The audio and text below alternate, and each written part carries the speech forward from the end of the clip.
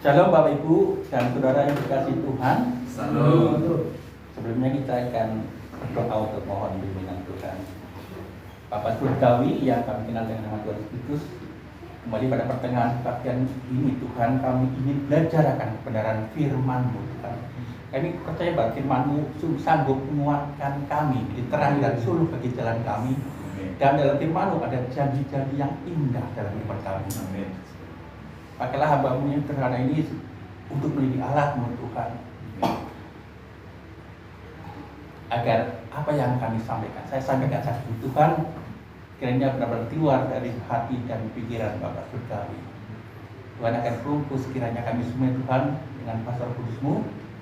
Hanya di dalam nama Tuhan Yesus kami berdoa dan mengucap syukur. Amin.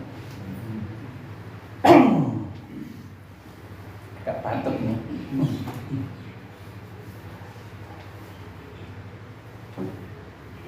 Ada pantun? Ya. Bapak Ibu dan Saudara dikasih Tuhan, tadi saya tidak perjanjian dengan Mas Teguh, tetapi lagu pertama tadi berjudul Roh Kudus hadir di sini. Begitu ya. Jadi perkara ajaib terjadi, lalu kuasa mukjizat itu nyata kalau Roh Kudus hadir di sini. Dan ini sangat relevan dengan apa yang akan saya sampaikan pada saat ini tentang bahasa roh. Nah, sebelumnya kita akan membaca firman Tuhan di dalam 1 Korintus 14 sebetulnya ayat 1 sampai 25, tapi terlalu panjang jadi ayat 1 sampai 5 saja, sampai akhir alinea atau paragraf itu, sehingga sudah menjadi satu maksud. Jadi kalau sudah masuk dalam satu alinea gitu ya. Kita akan baca bersama-sama ayat 1 sampai 5. 1 Korintus 14 ayat 1 sampai 5. Kita baca bersama-sama. 1, 2, 3. Kejarlah kasih itu dan usahakanlah dirimu memperoleh karunia-karunia roh, terutama karunia untuk bernubuat. Siapa yang berkata-kata dengan bahasa roh tidak berkata-kata kepada manusia, tetapi kepada Allah, sebab tidak ada seorang pun yang mengerti bahasanya. Oleh roh ia mengucapkan hal-hal yang rahasia. Tetapi siapa yang bernubuat, ia berkata-kata kepada manusia. Ia membangun, menasihati, dan menghibur. Siapa yang berkata-kata dengan bahasa roh, ia membangun dirinya sendiri. Tetapi siapa yang bernubuat, ia membangun jemaat.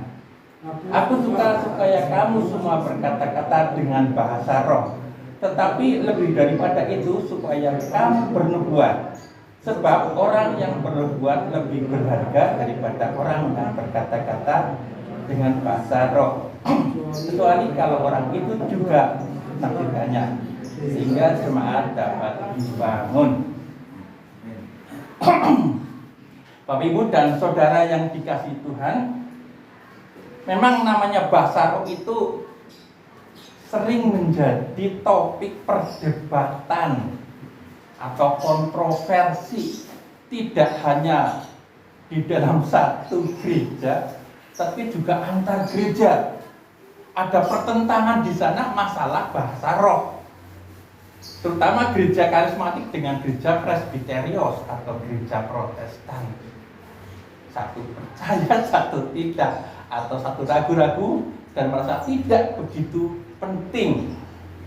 Benarkah demikian? Bahkan ada yang berkata bahwa kalau bahasa roh itu bahasa yang sesat, apa ya? Ya, oleh karena itu ada baiknya kita pelajari saat ini agar kita bisa mengerti apa peran, maksud, fungsi, dan tujuan daripada bahasa roh. Kadang-kadang dalam satu gereja saja yang bisa bahasa roh merasa lebih unggul, lebih beriman daripada orang yang tidak bahasa roh. Tapi orang yang tidak bahasa roh juga merasa yang bisa bahasa roh itu sesat, salah gitu. Bahkan di sebuah sekolah Alkitab, STT Alkitab di Jawa Timur itu mewajibkan lulusannya harus bisa bahasa roh. Kalau tidak bahasa roh, ya tidak lulus. Ini keliru, suatu pandangan yang keliru sesungguhnya. Bahkan agar bisa bahasa roh, mereka harus melakukan itu dengan dibuat-buat. Atau mereka dulu orang yang bisa, nanti kita hafalkan. Akhirnya keluar sikara laba-laba, sandal lawas, sandal baru. Itu yang terjadi. Jadi merasa wah kayak gini, saya harus berupaya, harus orang ngomongnya karang-karang. Itu tidak seperti itu. Bapak Ibu dan Saudara yang dikasihi Tuhan, sesungguhnya bahasa roh itu ada dua macam ya. Yang satu di dalam Kisah Para Rasul 2, yang satu di dalam 1 Korintus. Nah, bedanya di mana? Bedanya kalau di dalam Kisah Para Rasul 2 itu bahasa yang dimengerti. Karena itu bahasa yang membumi, bahasa suku, bahasa etnis, bahasa penginjilan, gitu ya. Tapi kalau di dalam 1 Korintus ini bahasa yang tidak dimengerti, tidak bisa orang memahaminya. Bahkan yang berdoa sendiri tidak tahu, ya. Apalagi di sekitarnya, memang tidak tahu.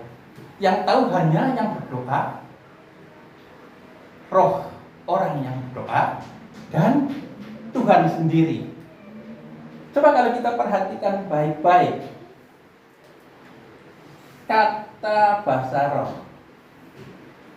Bahasa roh itu hurufnya besar apa kecil? Huruf kecil. Artinya bahasa apa? Bahasa manusia. Betul? Iya betul, ini bahasa manusia, bahasa roh. Cuma dari bahasa aslinya, bahasa roh itu disebut sebagai glossolalia. Glossolalia bahasa Yunani, dari kata glossa yang artinya lidah, dan laleo yang artinya mengajar atau berkata. Makanya disebut sebagai karunia lidah atau bahasa lidah. Lah makanya ini huruf kecil karena lidahnya lidah kita sendiri, bukan lidah Tuhan. Ya. Cuma ketika kita berdoa bahasa roh, kita dikuasai oleh Roh Kudus, dipimpin oleh Roh Kudus, sehingga apa yang kita sampaikan, ucapkan adalah dari kehendak roh kita sendiri. Ada pertemuan roh kita dengan roh Allah. Dan gak heran tadi kalau mujizat kuasa itu bisa terjadi. Tidak ada yang mustahil kalau Roh Kudus itu bekerja. Nah, memang ini adalah bahasa, kalau di dalam Kisah Para Rasul 2 ini tentang bahasa penginjilan. Kenapa penginjilan? Coba kalau kita tengok murid-murid Yesus itu latar belakangnya apa? Ada orang terpelajar, ada nelayan, betul. Seperti Petrus dan juga Andreas itu nelayan, latar belakangnya mereka hanya pelaut, mungkin pendidikannya rendah. Tapi dipercaya Tuhan untuk memberitakan Injil keluar daerah, ke kota lain, bahkan sampai ke luar negeri. Sebagaimana kita tahu kalau Andreas itu ternyata tidak uprek-uprek di sekitar Yerusalem dan sekitarnya, tapi juga sampai ke Rusia Selatan, Moskow, Rusia Selatan, bahkan semenanjung Balkan dan juga Yunani. Itu pakai apa orang pendidikannya dan belajar bahasa aja enggak?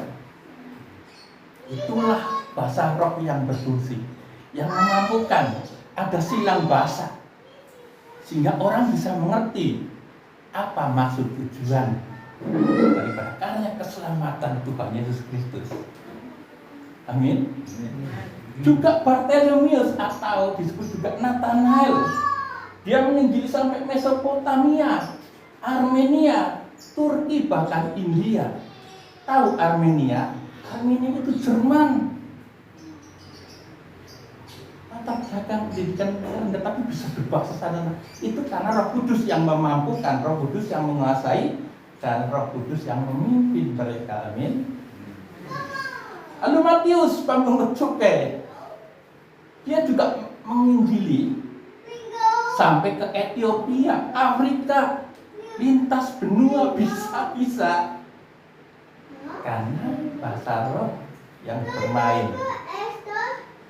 Lalu Yakobus juga menginjili sampai Spanyol. Kotanya siapa itu? Hernandez ya, sepak bola. Spanyol, bahkan Inggris, Irak, Persia. Itu buah penginjilan dari Yakobus. Jadi fungsi yang pertama itu penginjilan. Bapak Ibu dan saudara yang dikasihi Tuhan, dan bahasa roh itu juga penting. Kenapa? Karena bahasa roh itu diajarkan oleh Alkitab, bahkan masuk dalam salah satu karunia. Karunia ada berapa? 9, pinter. Ya betul, 9 itu di dalam 1 Korintus 12 ayat 7 sampai 11 itu ada 9. Jadi karunia ada 9. Ini yang resmi. Ya. Apa saja itu? 1, karunia berkata dengan hikmat, dengan kebijaksanaan, hikmat Allah. Kemudian kedua dengan berkata dengan pengetahuan. Berkata dengan pengetahuan itu berkata dengan pengetahuan alkitab. Ini karunia mengajar disebutnya. Kalau orang punya karunia mengajar, biasanya pelajaran yang sulit sekalipun disampaikan bisa dengan secara sederhana dan bisa dimengerti. Amin. Ketiga, karunia iman. Iman juga karunia. Dan ini harus dimiliki setiap orang. Karena iman itu menyelamatkan, ya. Harus dimiliki. Kemudian keempat, karunia penyembuhan. Di sini ada yang bisa doa punya karunia penyembuhan? Belum ada. Ya mungkin di luar sana ada ya yang punya karunia penyembuhan, mungkin yang instan atau mungkin secara langsung, tidak langsung, daerah itu bisa. Kemudian 5, karunia mukjizat. Mukjizat juga karunia. Tapi ini apa itu? Ada 2 mukjizat yang spontan, seketika instan, dan juga karunia yang mukjizat yang bersifat alamiah. Spontan, alamiah. Kalau spontan bisa terjadi seketika, itu biasanya dipergunakan pada saat penginjilan. Anda tahu, Paulus digigit ular tidak mati karena memang itu ada punya karunia mukjizat. Digigit ular tidak mati. Lalu apalagi di penjara, diborgol, dimasukkan penjara bawah tanah yang terdalam, pintu berlapis-lapis, dirantai pula, dipasung pula. Tapi bisa retak hanya karena puji-pujian penuh sukacita. Ini juga karunia mukjizat. Ada banyak yang lain, ya. Di Petrus yang bayangannya bisa menyembuhkan orang. Jadi kalau pagi-pagi orang pada berdiri di depan serang di Salomo, itu orang-orang yang lumpuh, yang sakit apa. Lalu Petrus liwat, itu terang matahari, bayangannya tadi bisa menyembuhkan. Yang lumpuh tiba-tiba, bangun. Itu. Atau sapu tangan Paulus juga bisa menyembuhkan. Ya, itu karunia mukjizat. Kemudian karunia bernubuat. Lalu berkata untuk kondisi masa yang akan datang, masa depan. Nah, yang 7, 8, 9 ini tiga-tiganya tentang Roh Kudus. Yang dua tentang bahasa roh. Apa aja? Karunia membedakan roh. Lalu 89, yang 8 itu karunia berbahasa roh. Yang 9 karunia untuk menafsirkan bahasa roh. Menafsirkan bukan menerjemahkan. Ya. Jadi bahasa roh ini masuk dalam karunia.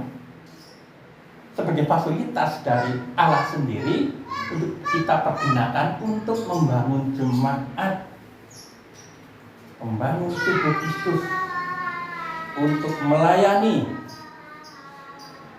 untuk membawa orang kepada kasih karunia Kristus itu, ya.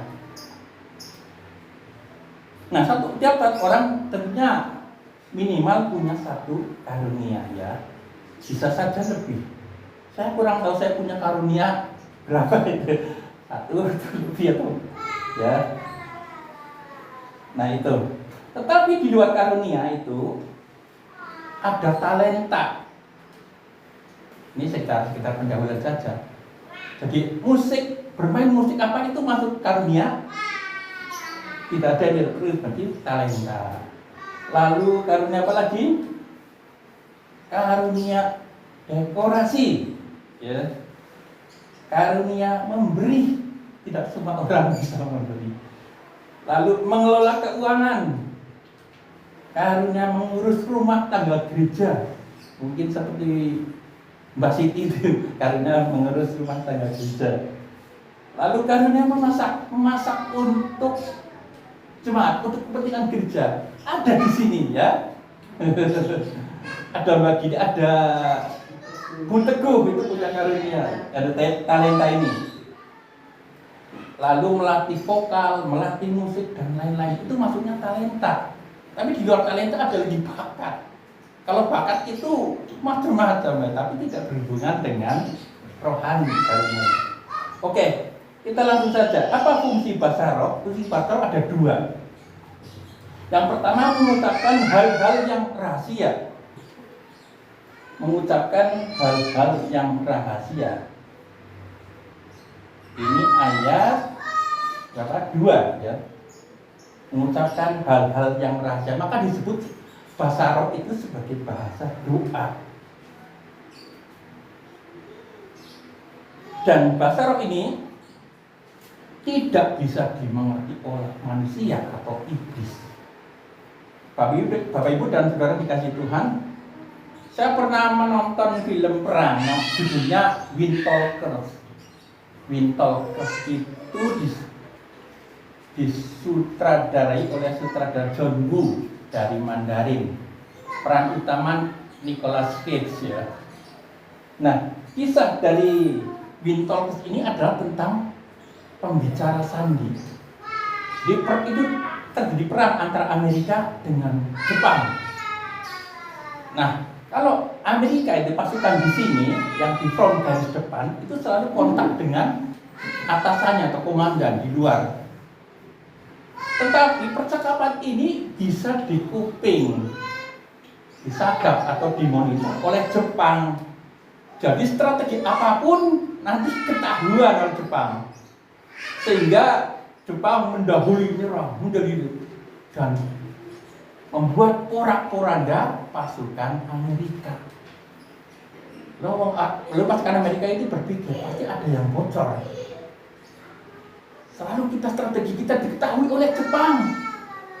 Kita nanti habis pasukan kita hanya karena komunikasi atau salah kata-kata. Kalau kata-kata yang sudah ditangkap oleh musuh. Lalu dipakai apa? Dipakai kode. Kode itu bahasa Indian Navajo. Jadi pasukan Amerika berbahasa pakai bahasa Indian Navajo kepada atasannya. Dan Jepang tidak bisa tahu bahasa ini, tidak bisa menyadap. Akhirnya Amerika bisa menang, menggempur Jepang habis-habisan sampai porak-poranda habis. Apa yang bisa kita ambil dari cerita ini? Itulah fungsi bahasa roh. Mungkin kalau kita berdoa dengan bahasa, dengan akal budi, mungkin bisa didengar oleh iblis. Jangan heran kalau misalnya Ayub juga diketahui strateginya sama iblis, tahu. Dia mendengarkan doa saja. Itu kono doa model seperti ini, iman kepada Tuhan diuji dengan ini. Gak di kuping dulu. Atau doa Daniel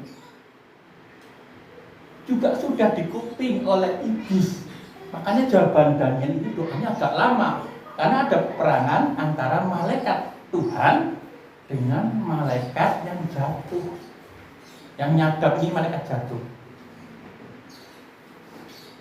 Ya, jadi jawabannya lama karena ada peperangan Yuda, karena iblis bisa mungkin doa kita. Itu. Jadi hati-hati ya, tetap waspada di dalam doa.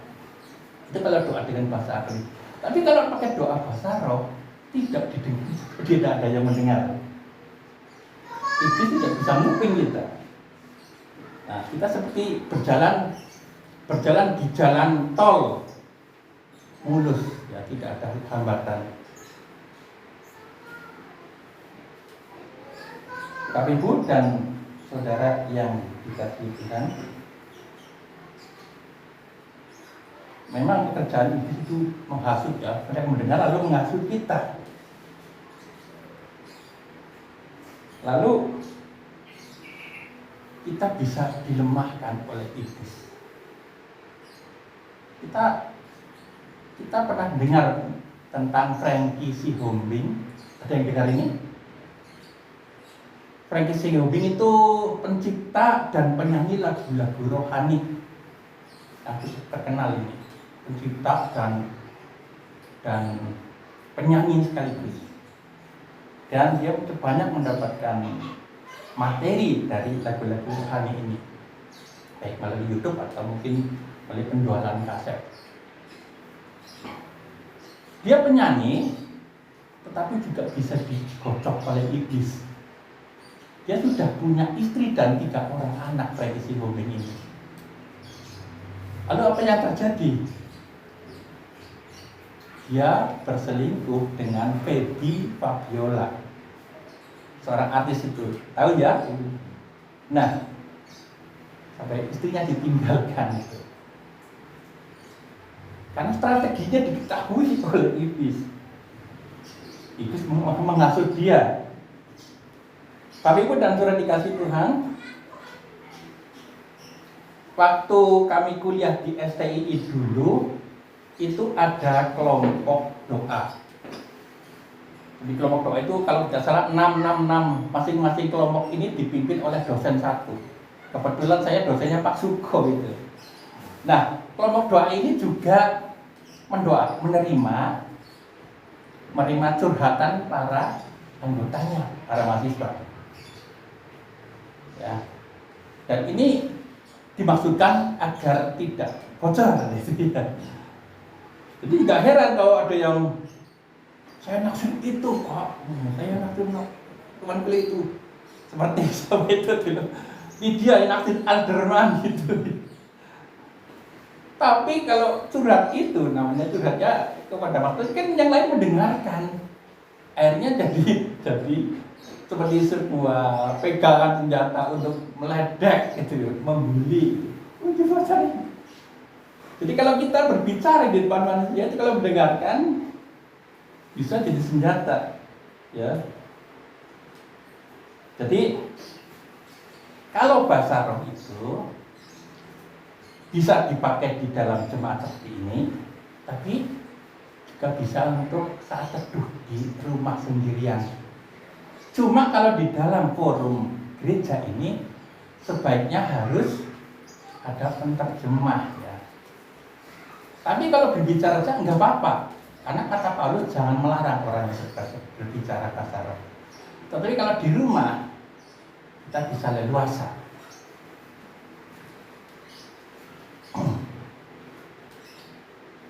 Bapak Ibu, jadi memang orang kalau namanya berdoa, walaupun terbuka apapun, pasti ada yang dirahasiakan. Betul ya? Kalau di forum pasti enggak semua dikatakan. Karena ini rahasia, semua orang itu tidak bisa dijaga kerahasiaannya untuk bicara. Betul? Ya. Masa kita berdoa di depan forum banyak. Tuhan, ampunilah saya karena kemarin saya mengintip orang mandi. Ya, malah jadi nanti dibully dia. Tuhan, ampunilah karena tadi malam saya ke Gang Sadar Paturaden.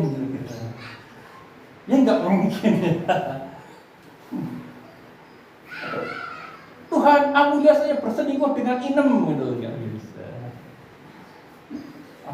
Atau dalam doa syafaat, Tuhan, tolonglah kepada Bapak Yusuf yang sedang sakit lemah syafaat, agar sembuh. Ya udah dengar semua. Tidak bisa ya, harus seperti itu karena itu baca-baca harus dijaga kerahasiaannya. Oke ya. Bapak Ibu dan saudara yang sudah dikasih Tuhan. Yang kedua, yang terakhir, doa syafaat itu untuk membangun diri. Membangun diri ya. Jadi saya tadi sudah mengatakan di depan kalau berdoa itu berdoa dengan bahasa roh, tapi berdoa dengan akal budi. Berdoa dengan akal budi itu yang dimengerti. Itu juga penting. Karena untuk menerapkan firman sebagai rema dalam kehidupan kita atau menjadi firman yang hidup dalam hidup kita yang diterapkan sehari-hari, kita perlu juga dengan bahasa berdoa dengan bahasa yang akal budi, doa dengan akal budi.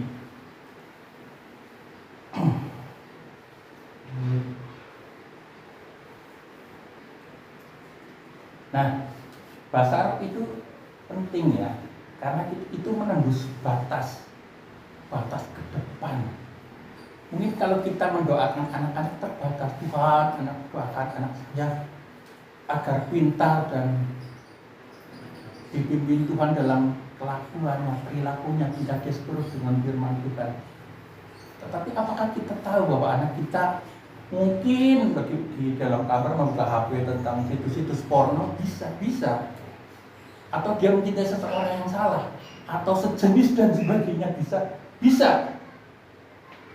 Nah, pekerjaan bahasa roh itulah dia tahu, Roh Kudus tahu apa yang akan terjadi. Apakah pekerjaan yang tetap untuk masa depan anak-anak kita? Roh Kudus itu tahu.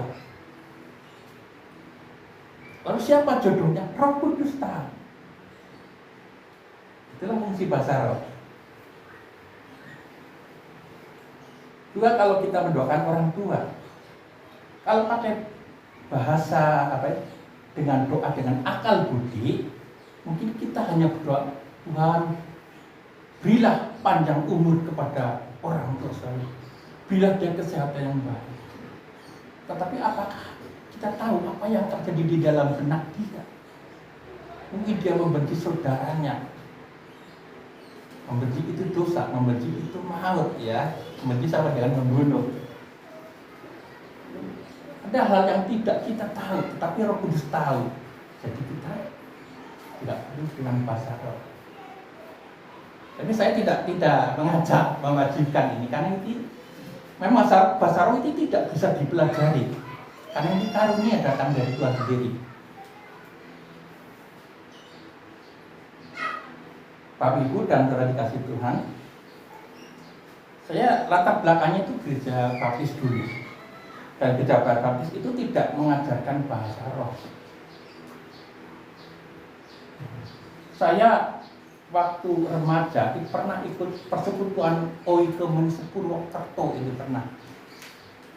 Pertama dalam perkumpulan anak-anak muda waktu itu dari berbagai macam kalangan gereja, ada yang pakai bahasa roh juga.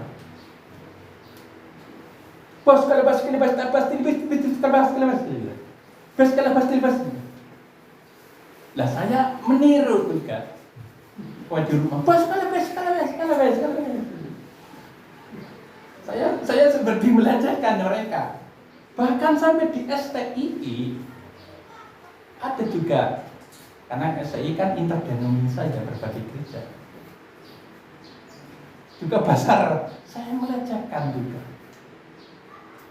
Ikut-ikutan di mana-mana bahasa Arab siapa? Bos kalau bahasa Inggris gitu. Bos kalau saya sudah menyelesaikan bahasa Arab. Saya tidak percaya bahasa Arab. Nah, sampai pada suatu hari, waktu itu saya belum di sini, masih bergereja di Karangkemiri. Ada gereja pos PDI dulu ya. Itu saya sekitar jam 4 sore saya ke gereja. Di gereja itu ada pendetanya yang sedang berdoa sendirian, nggak ada yang datang. Saya tidur, lagi berdoa sama gitar, kering.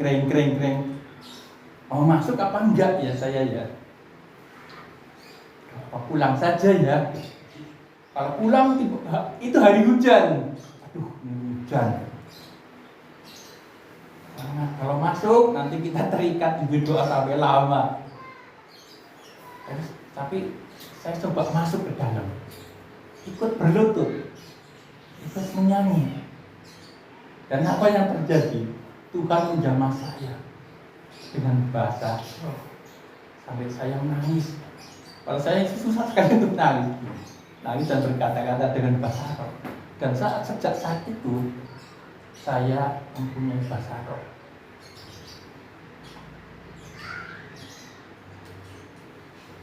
Ya. Bapak Ibu dan saudara dikasih Tuhan. Lalu seberapa jauh pentingnya, seberapa penting bahasa roh itu? Ya, saya mungkin sudah pernah bercerita ya, kalau kita pernah bahasa roh, tiba-tiba saya tidur, malam-malam ada suara yang membangunkan saya sudah pernah cerita itu ya, tentang perburuan. Lalu belum lama ini, sekitar 2 minggu lalu, saya bahasa roh sebelum tidur. Nah, lalu tidur dia dalam mimpi itu saya nyanyi-nyanyi sama orang-orang, lagunya Percaya Patuh itu. Percayalah, patuh pada Allah agar hidup bahagia. Percaya patuhlah. Ini lagu lama dan saya nggak pernah saya nyanyikan. Begitu saya terbangun, langsung saya nyanyi itu. Kurang hafal syairnya, saya buka di browsing itu, menemukan syairnya. Percayalah, patuh pada Allah agar hidup bahagia. Percaya patuh. Jadi kunci bahagia itu percaya dan patuh saja. Oh itu. Lalu di tempat Bu Baby kita berdoa bersama. Lalu ada yang diberi penyataan, siapa itu? Mbak Siti ya. Ya, ada suara dari Tuhan berkata, kamu harus tunduk. Ini konteksnya ada latar belakang di sini dengan lingkungan sini. Jangan melawan, jangan membantah, tapi tunduklah. Ikuti saja seperti air mengalir. Gitu. Jadi ada pernyataan-pernyataan seperti itu di dalam kita mempergunakan bahasa roh. Bapak Ibu, kalau kita merindukan ingin bahasa roh, mintalah kepada Tuhan. Bahasa roh itu bukan keharusan, tetapi keharusan. Seperti rusa merindukan air.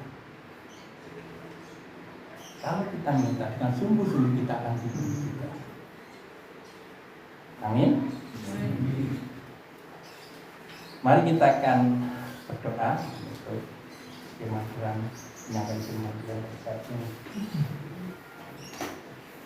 Bapak Surgawi, terima kasih hamba-Mu sudah menyampaikan firman-Mu tentang bahasa roh.